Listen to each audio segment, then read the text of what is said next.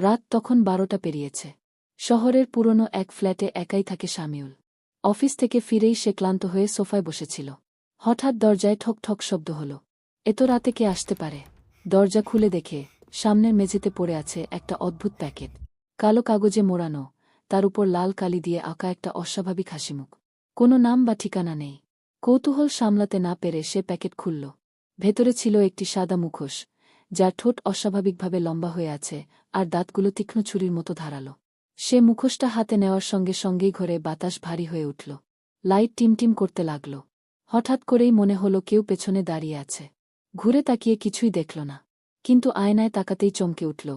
তার পেছনে দাঁড়িয়ে আছে একজন মানুষ, মুখে সেই একই হাসিমুখের মুখোশ। ভয়ে সে মুখোশটা টেবিলে ছুঁড়ে মারল। কিন্তু এবার টেবিলে কিছুই নেই। মুখোশটা যেন গায়েব হয়ে গেছে। রাত বাড়তে থাকল। হঠাৎ সে নিজের দরজায় আবার শব্দ পেল। এবার কণ্ঠস্বর, মুখোশটা পর। তুই চিরকাল হাসতে শিখবি। শামিউল দরজা না খুলেই চুপ করে বসে রইল। কিন্তু ভয়ঙ্কর বিষয় হল, আয়নার ভেতর থেকে নিজের প্রতিচ্ছবি ধীরে ধীরে মুখোশ পরে ফেলল, আর প্রতিচ্ছবির ঠোঁট থেকে রক্ত ঝরতে লাগল। সেই রাতের পর থেকে শামিউল আর কারো সাথে কথা বলেনি। শুধু দেখা যায় সে সবসময় সেই মুখোশ পরে বসে থাকে, আর অস্বাভাবিক হাসি দিয়ে তাকিয়ে থাকে মানুষের চোখে। রাত তখন 12টা পেরিয়েছে।